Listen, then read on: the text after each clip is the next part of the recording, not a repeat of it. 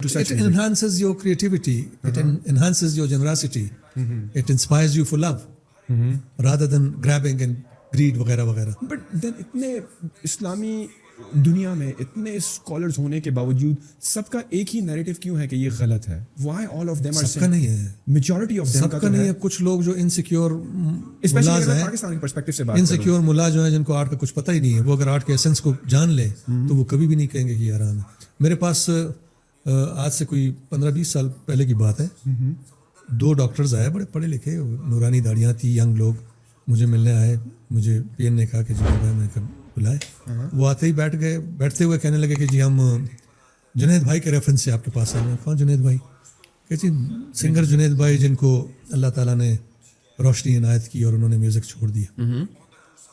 میں سنتے ہی میں نے کہا بیٹھے ڈاکٹر صاحب, میں نے کہا آپ نے بالکل صحیح بات کی, واقعی روشنی عطا کی, اور وہ روشنی یہ تھی کہ دیٹ روشنی made Junaid more honest and objective. ان کو یہ محسوس ہوا کہ وہ میوزک نہیں کر سکتے, ان میں وہ ایبلٹی جو ایک خاص لیول کے میوزیشین میں ہوتی ہے وہ شاید نہیں تھی. اینڈ ہی واز آنیسٹ انف کہ میں نہیں کر سکتا. انہوں نے توبہ کر دی. اس حوالے سے تو انہوں نے بہت اچھا کیا. لیکن جس طرح سے آپ بول رہے ہیں, میرا خیال ہے کہ آپ میوزک کو آرام سمجھتے ہیں. کہتے ہیں ہاں جی بالکل. پھر میں نے ان کو وہی اذان والی کہانی سنائی تو وہ بھی ٹھیک ٹھاک ہو کے چلے گئے. تو میوزک کیسے آرام ہو سکتا ہے جو چیز بڑی آسانی سے لوگوں کو ایک دوسرے کے قریب لا سکے.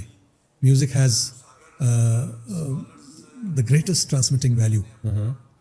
آپ کا کانٹینٹ جو ہے ایک اچھا کانٹینٹ میوزیکلی اگر ٹرانسمٹ ہو, وہ کانٹینٹ اتنا اثر دکھاتا ہے کہ ادروائز وہ شاید نہ دکھا سکے. السلام علیکم ورحمۃ اللہ وبرکاتہ. دوستو ایک اور ویڈیو میں آپ سب کو خوش آمدید, جس میں ایک انڈسٹری کا بندہ جو اس کی دوستوں میں نے بچپن میں تقریباً بہت ایک ڈرامہ ہوتا تھا پی ٹی وی ہوم پر, اور مجھے ابھی یاد ہے اس کا نام چنری تھا, اور اس میں بہت ہم چھوٹے تھے اس وقت, اور اس میں اس شخص کو میں نے دیکھا. اس کے بعد پھر میں نے اسے دیکھا بھی نہیں, اور اسے ابھی ایک اس پوڈ کاسٹ وغیرہ میں دیکھا ہے. تو اس کی باتیں آپ لوگوں نے دوستو سن لی کہ جنید جمشید نے جو کارنامہ انجام دیا تھا, یا جو مطلب کہ وہ دین کی طرف آئے تھے, تو وہ اس لیے نہیں آئے تھے کہ وہ اللہ کے مطلب کہ وہ دین سے متاثر ہو گئے اور انہیں جہنم اور موت سے ڈر آنے لگا, بلکہ وہ اس لیے کہ وہ ایک ناکام سنگر تھے اور انہوں نے اپنے ہنر کے ساتھ وہ مطلب کہ انصاف کیا ہے اور اس طرف آ گئے ہیں. تو انہوں نے یہ بھی کہا ہے کہ میوزک کیسے حرام ہو سکتی ہے. میوزک تو حرام بالکل بھی نہیں ہے کسی طریقے سے بھی. میں ویسے دوستو سوچ رہا ہوں کہ آپ چلو یہ حرام حلال ہم تو علماء نہیں ہے, بلکہ اس پر تو تمام علماء کا اتفاق ہے.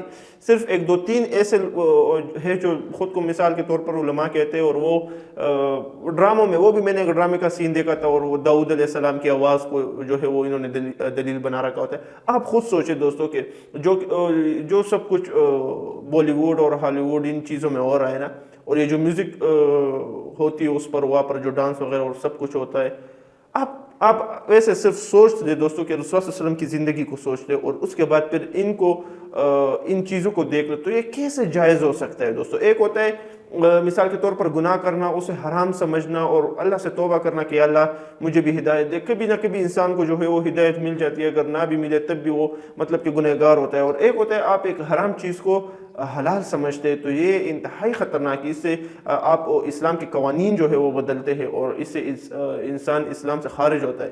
میں نے ایک عالم کا ایک بیان سنا تھا, میرے ساتھ اب حوالہ نہیں ہے, لیکن وہ فرما رہے تھے کہ رسول اللہ صلی اللہ علیہ وسلم ایک جگہ سے جا رہے تھے اور وہاں پر بانسری وغیرہ کی آواز آ رہی تھی, تو رسول اللہ صلی اللہ علیہ وسلم نے کانوں میں ہاتھ دے دیے, اور پھر عبداللہ ابن عمر رضی اللہ عنہ سے فرمایا کہ جب یعنی کہ وہ جا رہے تھے کہ جب اس کی آواز ختم ہو جائے تو پھر مجھے بتاؤ تاکہ میں اپنے کانوں سے انگلیاں نکالوں. اس کی سند مجھے بھی معلوم نہیں ہے, ورنہ میں اس کا حوالہ بھی آپ کو دیتا, لیکن میں نے یہ ایک عالم سے سنا تھا.